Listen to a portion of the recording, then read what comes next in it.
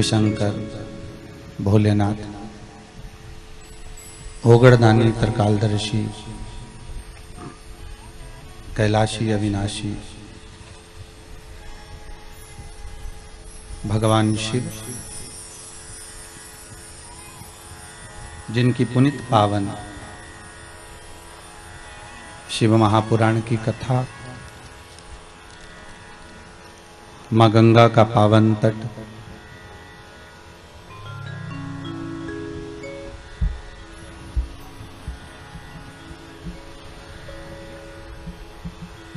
प्रतापगढ़ के नजदीक में पांडेतारा के बघेल परिवार द्वारा आयोजित 7 दिवसीय शिव महापुराण की कथा, जो विश्व कल्याण के लिए है, जग के उद्धार के लिए है। कोरोना महामारी के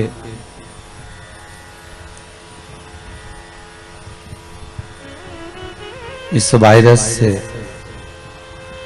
संपूर्ण विश्व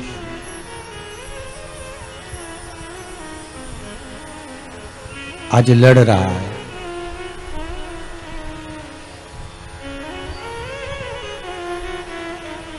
भारत की भूमि का एक एक प्रदेश इस कोरोना महामारी से लड़ रहा है और सम्मुख में खड़ा हुआ है।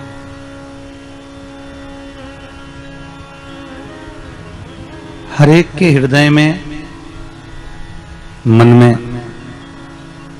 बस अब एक आस, विश्वनाथ, त्रिकालदर्शी, कैलाशी, शंभू से, महामृत्युंजय से लगी हुई है कि बाबा शंभू, विश्वनाथ शंकर, मेरा उघड़दानी, मेरा त्रिकालदर्शी शंकर किसी भी रूप में इस वायरस को, इस कोरोना महामारी को समाप्त करे। ईश्वर का ही एक रूप लेकर हमारे बीच में डॉक्टर, पुलिस कर्मचारी, पीएम आदरणीय नरेंद्र जी मोदी, साथ में हर प्रदेश के सीएम किसी न किसी रूप में हमारे बीच में आकर बार बार कह रहे हैं कि मास्क लगाइए, सोशल डिस्टेंसिंग का पालन करिए और बार बार अपने हाथों को सैनिटाइज करें या साबुन से धोते रहें।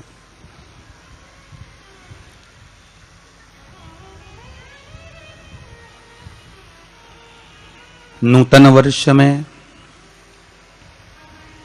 नए साल में अपन आज प्रवेश कर रहे हैं। प्रमादी संवत्सर समाप्त होकर ये जो नया संवत्सर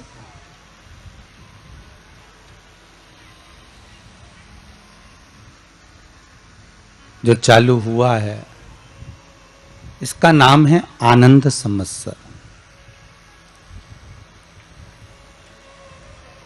हमारे भारत की भूमि का गौरव रहा है। भारत की भूमि के संत, साधु, सन्यासी, तपस्वी, साधक, उपासक जो रहे हैं, ज्योतिषाचार्य,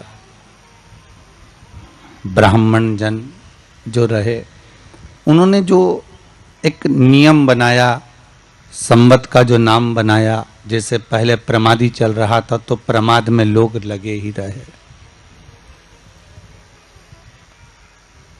अब जो संवत चालू हुआ है वो उसका नाम है आनंद। तो हो सकता है बाबा विश्वनाथ ऐसी कृपा कर दे, शंभू गंगा मैया ऐसी करुणा कर दे कि अब जग जो 1 वर्ष से लगातार इस कोरोना महामारी से जूझता हुआ आ रहा है और ना जाने कितने ही घर के लाल, ना जाने ही कितने घर के दिए इस कोरोना महामारी ने समाप्त किए हैं, पर कहीं ना कहीं अब वो आनंद की अनुभूति करा दे।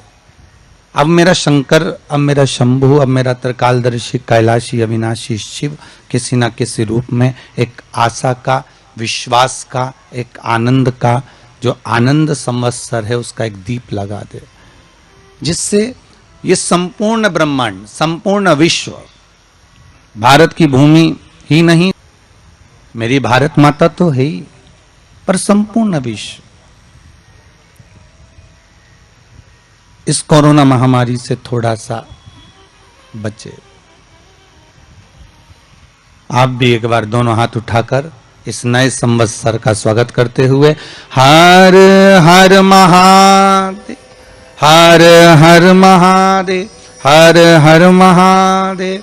भगवान शिव की करुणा, कृपा, दया सभी पर बनी रहे। आप सभी को नूतन वर्ष की बहुत बहुत बधाइयां। शिव महापुराण की कथा निरंतर टीवी चैनलों के माध्यम से श्रवण करते रहे हैं।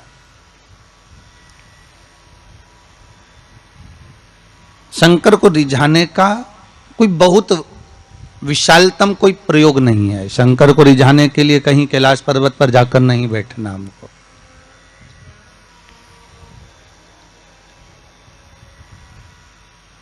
शिव को रिझाने के लिए कहीं हमें किसी घाट पर जाकर नहीं बैठना है। शंकर को रिझाने के लिए केवल इस मन को थोड़ा सा कैलाश की ठंडाई जैसा बनाना है। शिव को रिझाने के लिए थोड़ा सा इस हृदय को, इस चित्त को, इस वृत्ति को गंगा का घाट बनाना है कि ज्ञान की धारा जब बहती बहती जाए उसी तरह हमारे भीतर भी भक्ति की धारा निरंतर बहती हुई जाए।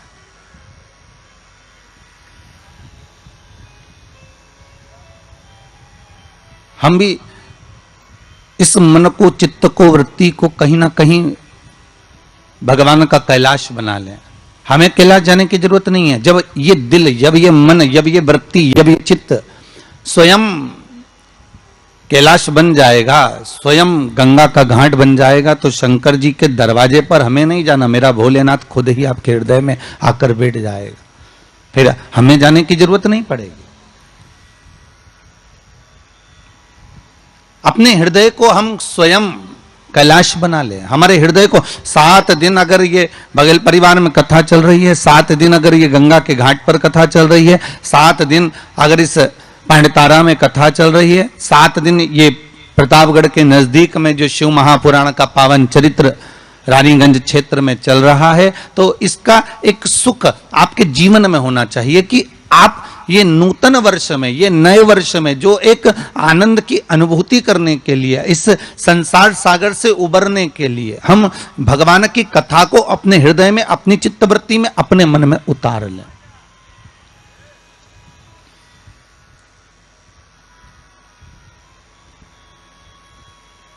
कलिकाल में बहुत सारे साधन है सब भगवान को पाने के लिए। कोई कहता है कि तुम गंगा के घाट जाओ, कोई कहता है कि तीरथ जाओ, कोई कहता है कि मंदिर जाओ, कोई कहता है कि वहां जाओ, कोई कहता है कि आप बहुत समय तक कहीं सेवा क्रम में लग जाओ।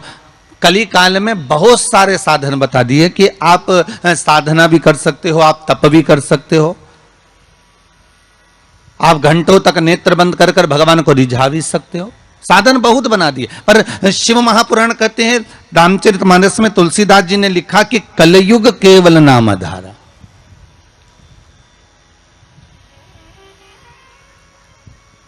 तुलसीदास जी लिखते हैं कि कलयुग में केवल एक नाम की आधारशिला रख लीजिए। आप दूसरी आधारशिला में अगर डूब रहे हो, आप दूसरे भाव में डूब रहे हो कि भगवान मिलेगा, तो तुलसीदास जी कहते हैं केवल एक ही आधार बहुत भारी है कि कलयुग केवल नाम धारा और सुमर सुमर नर उतरहि पारा। कलिकाल में एक नाम की आधारशिला हो और वो नाम परमात्मा का हो। जगत का नाम नहीं चाहिए हमें, संसार के नाम से हम नहीं तरने वाले हो।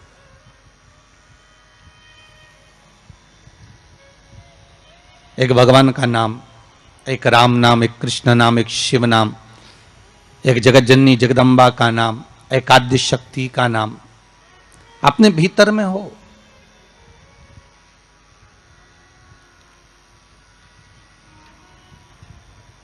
और फिर जब उस परमात्मा का नाम हम इस हृदय चित्त से लेंगे, उस परमात्मा के नाम में जब हम डूबेंगे तो उसका आनंद भी तो बहुत होगा,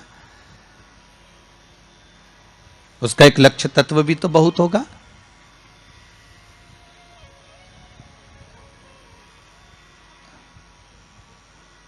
महाराज कल जब हम यहां पहुंचे तो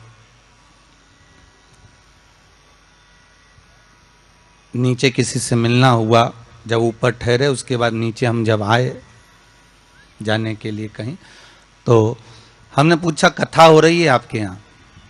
तो कहा गुरुजी भगवान की बड़ी कृपा है, विश्वनाथ शंभू की, त्रिकालदर्शी कैलाशी अविनाशी शंकर की बड़ी करुणा है। किस लिए श्रवण करना चाहते हो? कथा क्यों सुनना चाहते हो? क्या कारण है कथा सुनने का? तो कि गुरुजी कथा सुनेंगे तो स्वर्ग मिलेगा।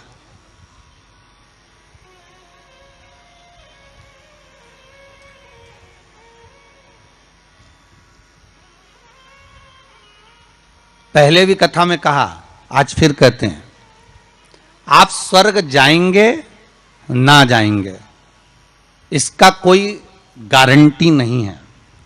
हम स्वर्ग जाएंगे ना जाएंगे इसकी भी कोई गारंटी नहीं है, ठीक है? पर इतना विश्वास जरूर है कि आप अगर भगवान शंकर का अनुमोदन कर रहे हैं, आप शिव नाम की चर्चा कर रहे हैं, आप शंकर की कथा को श्रवण कर रहे हैं, आप शंकर की कथा में डूबे हुए हैं, आप आद्य शक्ति के नवरात्रे में शंकर का अनुमोदन कर रहे हैं, आप शिव अर्चना कर रहे हैं, आप शंकर का नाम जाप कर रहे हैं, आप शंकर का स्मरण कर रहे हैं, तो यह पक्का है कि आप बैकुंठ जाएंगे ना जाएंगे इसकी कोई गारंटी नहीं है। पर यह पक्का है कि आप अगर भगवान के नाम में डूबे रहे तो बैकुंठ अधिपति नारायण तुम्हारे पास जरूर आ जाएगा, यह पक्का है महाराज। आप जाएंगे ना जाएंगे उसके कोई बात नहीं है, पर भगवान स्वतः, नारायण स्वतः अपने पास आ जाए, इसका सुख है, इसका एक आनंद। तो हम दान कर रहे हैं, पुण्य कर रहे हैं, या हम कोई सत्कर्म कर रहे हैं, या हम कुछ भगवान के निमित्त हम ये सोच कर दे रहे हैं कि हम दान करेंगे तो ऐसा होगा, हमें स्वर्ग मिल जाएगा। नहीं नहीं, हमें स्वर्ग जाने की चाह तो छोड़ देना चाहिए। कहा करऊ में बैकुंठ के जाए,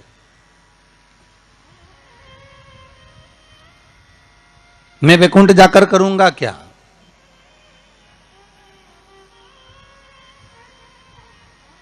बैकुंठ की चाह इस मन को नहीं होना चाहिए। मन को तो यह चाह होना चाहिए कि मैं भगवान का इतना भजन कर लूं कि बैकुंठ का नाथ, बैकुंठ अधिपति स्वयं नारायण, कैलाश पर रहने वाले मेरे शंकर, द्वारका में रहने वाला मेरा कृष्ण, गौलोक में निवास करने वाला मेरा परमात्मा स्वतः दौड़कर मेरे पास आ जाए।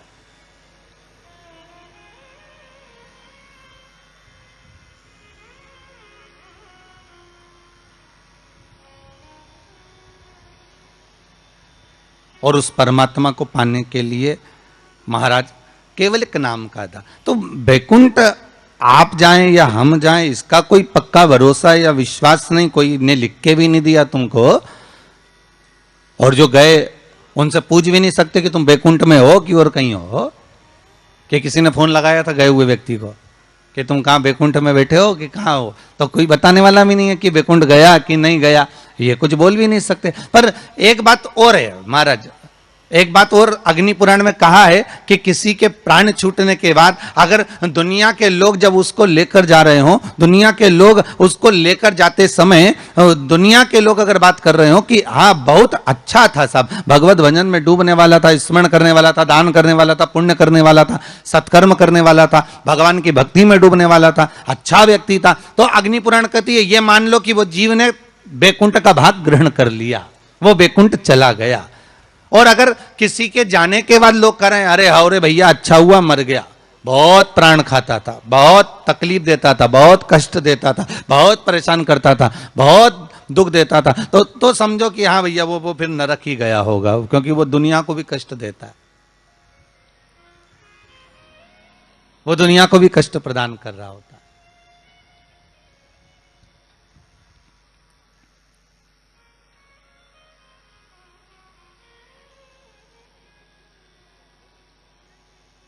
उसकी चित्तवृत्ति में, उसके मन में ये आ जाता है कि मैं कहीं ना कहीं किसी ना किसी रूप में बैकुंठ जाना चाहता हूं। तो शिव महापुराण की कथा कर रही है, बैकुंठ का भाग तुम्हारे भाव में नहीं आना चाहिए कि हम बैकुंठ जाएंगे और हम बैकुंठ जाने का प्रयास करेंगे। नहीं नहीं, हमें बैकुंठ नहीं जाना, हमें बैकुंठ अधिपति नारायण को यहां बुलवाना है। हमें भगवान विष्णु को अपने हृदय में, अपनी चित्तवृत्ति में, अपने मन में आमंत्रित करना है।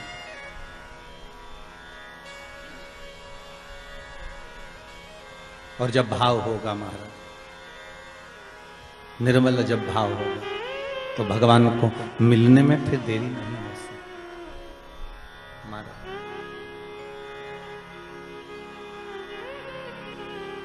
कहते हैं प्रेम से प्रभु छिलके भी खा गए, कहते हैं प्रेम से प्रभु छिलके भी खा गए, शबरी के झूठे बेर भी खाते रहा करो, दर्शन के नैन बावरे दर्शन दिया करो। भाव कह रहा, भगवान का चरित्र कह रहा कि आपका हृदय जितना निर्मल होगा, आप निर्मल भाव से जितना भगवान की भक्ति को धारण करोगे, निर्मल भाव से आप जितना भगवान का भजन करोगे, निर्मल भाव से आप जितना भगवान को रिझाने का प्रयास करोगे, भगवान उतनी जल्दी प्राप्त हो जाए।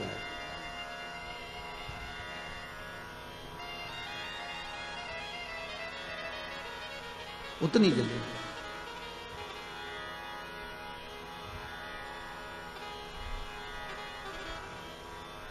भाव कह रहा है महाराज कि ये जो भगवान ने जिह्वा हमको दी है, ये केवल इस कली काल से उबरने का एक साधन दिया। इस कली काल से उबरने का एक साधन, कली काल से निकलने का एक साध्य बनाया है कि केवल कि राम कहो मुख में जीवा है कि नहीं। महाराज ये केवल राम कहने के लिए, शिव कहने के लिए, भगवत स्मरण के लिए, भगवत नाम के लिए ये जिह्वा हमें प्रदान करेगी, केवल नाम स्मरण के लिए ये जिह्वा हमें दी गई है। और कलिकाल का साधन, कलिकाल का एक आनंद, कलियुग का एक भाव भगवत स्मरण का एक नाम है। शिव महापुराण की कथा कह रही है कि बैकुंठ जाने का भाव ना हो,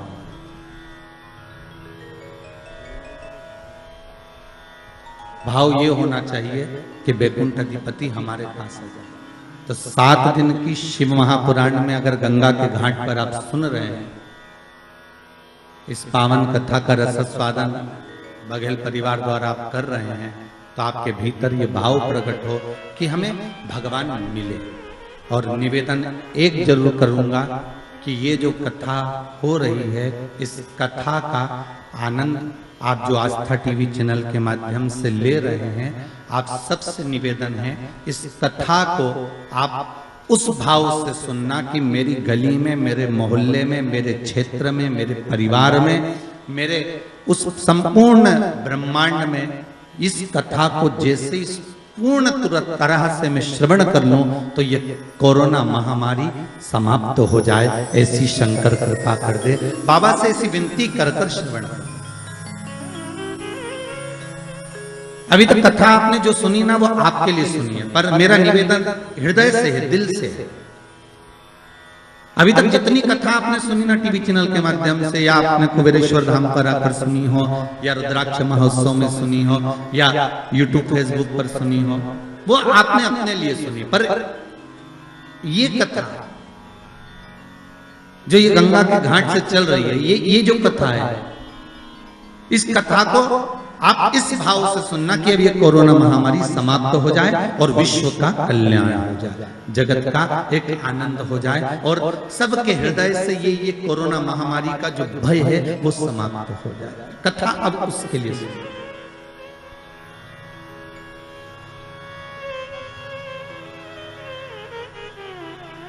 एक बार आद्य शक्ति मां जगत जननी जगदम्बा दुर्गा भवानी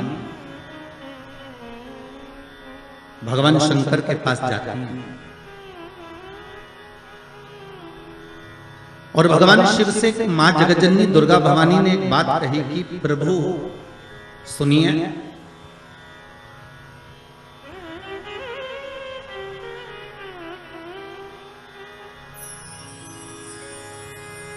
कर रही है कि मैं जहां जहां पर प्रभु आप वहां वहां पर हो ना। शंकर जी बोले बिल्कुल, जहां शक्ति है वहां शिव है, मैं वहां पर हूं।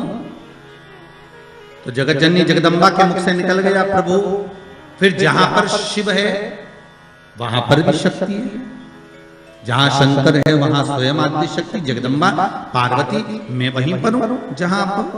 शंकर भगवान ने कहा सुन पार्वती, तू जहां पर है वहां पर शंकर है। मैं विश्वास रखकर इस वचन को निश्चित कर देता हूं कि जहां पार्वती है वहां शंकर है, वहां शिव है। पर पार्वती मैं ये नहीं कह सकता कि जहां शंकर है वहां पार्वती है।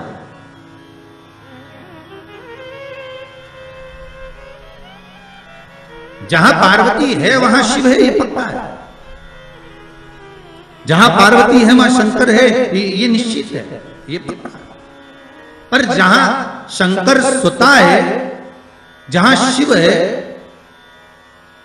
वहां पार्वती हो, ये पक्का है। इसको मैं निश्चित नहीं कर सकता, इसको मैं पक्का नहीं कर सकता। पार्वती जी की आंखों से अश्रु बहने लगा। माता पार्वती के नयन अश्रु बह रहे हैं, और माता पार्वती के जब नयन अश्रु बह रहे हैं तो भगवान शिव ने पूछा क्या बात है पार्वती, हुआ क्या? आपकी आंखों में आंसू कैसे आ गए?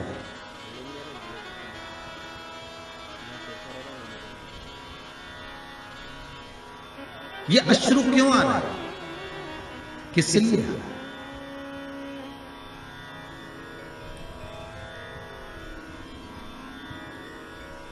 आज हमारे यजमान कह रहे थे कि गुरुजी जरा हमारी धर्म पत्नी को समझाना, थोड़ा सा क्रोध कम करे हो। तो हमने कहा जरा तुम अपनी धर्म पत्नी से बात करवाइएगा। तो उन्होंने अपनी धर्म पत्नी से बात कराया, तो उनको देखकर लगा कि क्रोध तो करती होंगी, पर यह भी पक्का है कि इनका स्नेह पति के प्रति ज्यादा ही होगा। क्योंकि शिव महापुराण की कथा कहती है कि पार्वती ने शंकर भगवान से 2 वर मांगे थे काशी की भूमि में। पार्वती जी ने शंकर भगवान से 2 वर मांगे थे। पहला वर माता पार्वती ने शिव जी से मांगा था कि पहला वर दीजिए जिस पति पत्नी में झगड़ा हो उसमें प्रेम बहुत बढ़े। तो शंकर भगवान ने कहा तथास्तु। तो उसका एक असर तो आज दिख गया। ठीक है, मतलब जब बात सामने आ जाए तो समझ लो कि मतलब शिव जी ने जो वर दिया था वो गलत नहीं है, कि जहां पर प्रेम बहुत हो। पार्वती जी कह रही है कि ऐसा वर दो जहां प्रेम,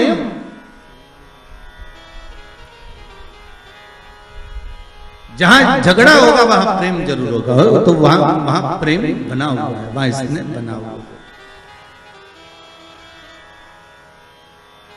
और दूसरा बार माता पार्वती ने मांगा था कि काशी में जो मरेगा काशी में जिसके प्राण छूटेंगे उसको गुरु मंत्र आपको देना पड़ेगा। इसलिए भारत की भूमि के सबसे ज्यादा मुर्दे, भारत की भूमि के सबसे ज्यादा शव अगर कहीं जलते हैं तो वो काशी में जलते हैं, क्योंकि शंकर भगवान ने पार्वती को यह वर प्रदान किया था। अगर आप कह रही हो तो ठीक है कि काशी में जो मरेगा उसको गुरु मंत्र में दूंगा, पर पार्वती जी के मन में आया कि आपने तो कह दिया कि काशी में जो मरेगा गुरु मंत्र आप दोगे, पर प्रूफ क्या रहेगा, सबूत कि आपने गुरु मंत्र दिया, ये सबूत कहां से आया, ये सबूत का भान कहां से रहेगा। तब भगवान शिव ने कहा क्या चाहती हो आप बताओ। तो पार्वती जी बोली आप हमको वर दीजिए कि काशी में जो मरेगा ना उसके सीधे कान में गुरु मंत्र आपको देना पड़ेगा। शंकर भगवान के हम तो उलझ गए, वर दे। कभी कभी अगर पति बोल दे पत्नी को तो क्यों चिंता करती है, मैं बैठा तो हूं, अरे एक अंगूठी क्या मैं तुझे 10 अंगूठी दिला दूंगा। तो पत्नी हमेशा याद करके वही बोलती है, करवा चौथ का चांद बाद में देखती है, बोले अंगूठी की बोलती है, क्यों जी वो आपने बोला था तो वो कहा है। अब पार्वती मैया तो मौन। शिव जी ने पूछा पार्वती तू चुप क्यों गई। पार्वती जी बोली मेरा दूसरा वर कि काशी में जो मरेगा उसको गुरु मंत्र आपको देना पड़ेगा। तो वो गुरु मंत्र कब दोगे। शंकर भगवान ने कहा ऐसा कोई होता है कि संसारिक मनुष्य को, मानव को, ये मनुष्य को और गुरु मंत्र में, इस संसार के मानव को गुरु मंत्र में प्रदान करो, ये हो सकता है क्या। नहीं नहीं नहीं, मंत्र तो आपको देना ही पड़ेगा, मंत्र तो आपको देना ही, ठीक है। पर पार्वती संसार के लोगों को अगर मैं गुरु मंत्र दूंगा तो उसमें श्रेष्ठता रहेगी क्या। पार्वती जी बोली क्यों नहीं रहेगी, आप तो मंत्र दीजिए बस। भगवान शिव ने वचन दे दिया ठीक है अब तू बता, मैं गुरु मंत्र देने को तैयार हूं, मैं गुरु मंत्र दे देता हूं। क्या करना है। पार्वती जी ने कहा आप एक काम करना, मरने वाले के सीधे कान में गुरु मंत्र दे देना और सीधे कान में गुरु मंत्र देकर और उस कान को बस मोड़ देना। आप मंत्र देना और कान को मोड़ देना, मैं समझ जाऊंगी कि आपने मंत्र दे दिया। शिव जी ने कहा वचन दे दिया ठीक है। तो इसलिए आज भी नियम है महाराज, दुनिया के लोगों का आज भी भाव ये वर्णन करता है कि काशी में मरने वाले का सीधा कान अपने आप टेढ़ा हो जाता है। आज भी लोग भाव में कह देते कि काशी अभिमुक्त नगरी, काशी मोक्ष नगरी है। और कितने किस्मत वाले हो भाई आप लोग, हो पंडितारा वालों। आपके यहां से तो काशी लगभग कितना होगा, 130 किलोमीटर के लगभग होना चाहिए, 130 किलोमीटर। कितने भाग्यशाली हो। शास्त्र कहता है काशी काशी काशी काशी 5 बार बोल ले जीव तो ही गंगा मैया का दर्शन हो जाता है? अभिमुक्तता प्राप्त हो जाती है, सहज थोड़ी ना काशी। तो पार्वती जी की आंख में आज अश्रु देखे। जब पार्वती जी की आंख में अश्रु देखे तो शिव जी ने पूछा बात क्या है, तुम बोलो आज पार्वती क्या हो क्या गया। पार्वती जी बोली बस बात इतनी सी है कि आप बोल रहे हो, मैंने कहा कि जहां मैं हूं वहां शंकर है, तो बिल्कुल पक्का, पर आप कह रहे हो जहां शंकर है वहां पार्वती नहीं है।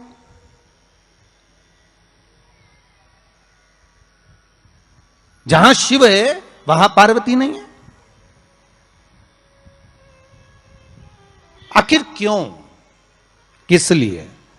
शंकर भगवान कहते हैं ओगढ़दानी त्रिकालदर्शी कैलाशी मेरा शंभु, मेरा शंकर, मेरा ओगढ़दानी, मेरा भूतेश्वर, मेरा भूतनाथ, मेरा त्रिकालदर्शी, मेरा महामृत्युंजय कह रहे हैं। हरि पार्वती तू जानती नहीं है, तू मुझे पहचानती नहीं। कुछ स्थान ऐसे हैं पार्वती जहां पर मुझे तेरे बिना भी रहना पड़ता है।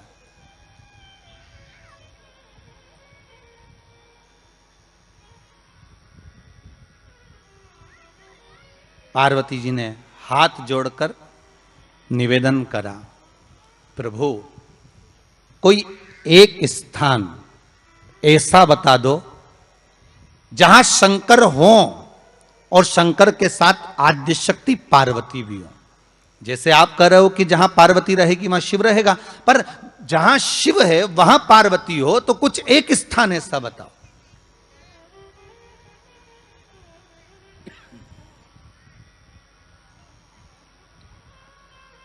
वो स्थान हमको दे दीजिए।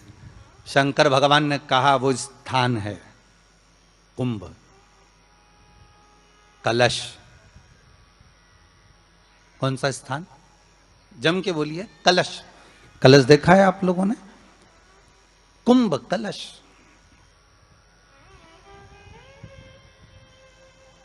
उस कलश में हे पार्वती, जहां शंकर है वहां तू भी विराजमान होगी, और केवल एक रूप में नहीं, सारी विद्याओं के रूप में तू उसमें संजू रहेगी। केवल एक कलश।